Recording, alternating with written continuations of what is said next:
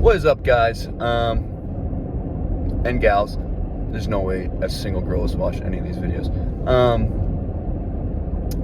I feel like I was like giving the impression that I don't get out of the house because I haven't done a car video in a while, so I figured this was the time.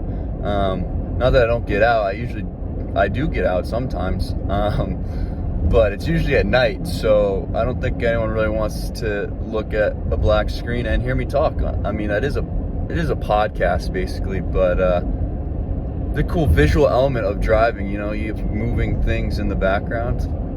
Love it. There's probably people out there that only watch this for the visual and they just mute it and they sort of see me talk.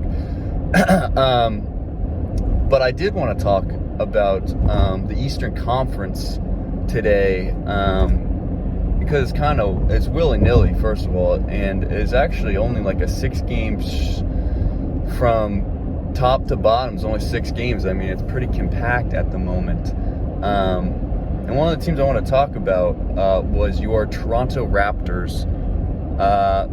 This summer I said that, I feel like they're going to be better than most people think, just because I feel like people were writing them off for no reason, because, I mean, obviously last season was not ideal, but they didn't have any home games technically, playing in Tampa. Even the Tom Brady presence couldn't help them there.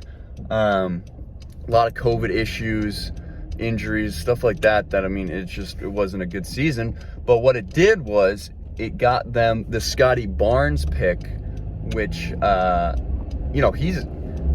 I feel like he's impressed through, the first 12 or so games.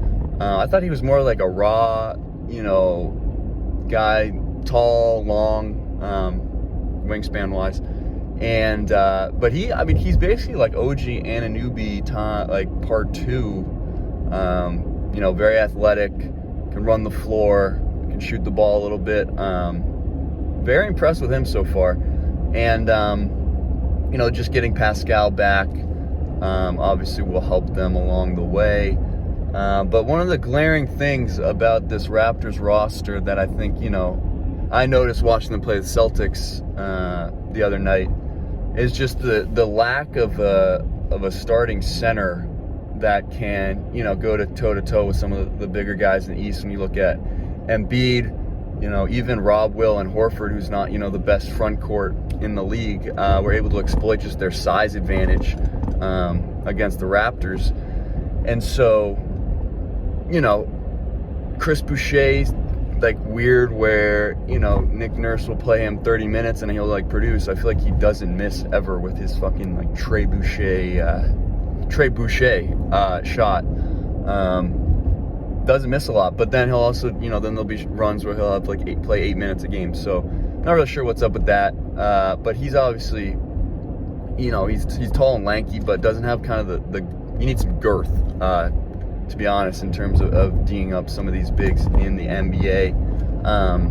And Chris Boucher is probably not gonna fit that, role. And so I was thinking, I'm a guy that's, I dabble with the ESPN trade machine, and someone I've been looking at a lot that I feel like probably should be on the move at some point is Jonas Valanciunas of the New Orleans Pelicans. And not a knock on him at all. I think he's produced actually a lot for them. It's just a matter of, in that system with that kind of, I guess you can call it a rebuild. I'm not really sure what's going on in New Orleans. I don't know if they know what's going on in New Orleans. Obviously, even if Zion does come back, I don't think he's going to launch them. Probably not even into the play-in discussion as a 10 seed. It just seems too far gone at this point. But you can never say never. But if come the trade deadline, they're looking at a lottery pick or top 5 pick, I feel like he's a guy that doesn't fit their timeline. And someone that, a contender or someone that's looking to get into the upper echelons of the league will probably be interested. He's 14 a year. Definitely, I feel like he's already outperformed that contract. And so bring him back. Why not reunion in Toronto? And they obviously, in terms of trade pieces, I mean, Goran Dragic is 19 mil on an expiring. So, that could be useful for a rebuilding team just in getting, cap space.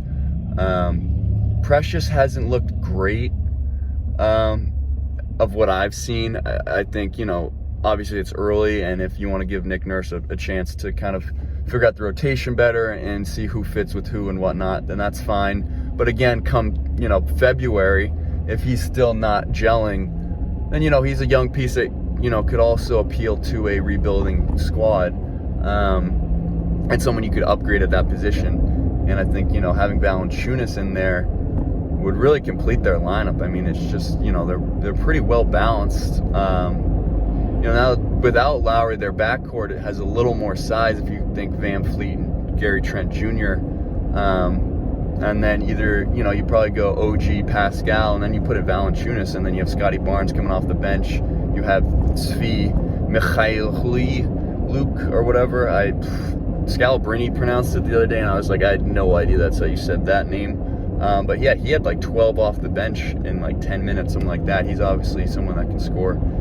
He kind of reminds me of like the guy that there's always one guy on a basketball team that's like really good, but like no one acknowledges, or probably, I don't know, he's foreign, so maybe like no one talks to him either. That he's just like gets down to business and no one talks about it. Great scorer, hard worker, keeps to himself. Just like there's just no like chemistry or whatever, so it just kind of, he goes by the wayside, doesn't get talked about enough. I feel like he fits that to a T, just in terms of like chemistry or whatever. But the Raptors are in the middle of the East right now. I think making a move like that could put them, I don't know, I feel like it would lock them in as like a playoff contender and maybe get them out of the play-in. And I feel like if I'm a Raptors fan, I'm feeling good so far, more or less.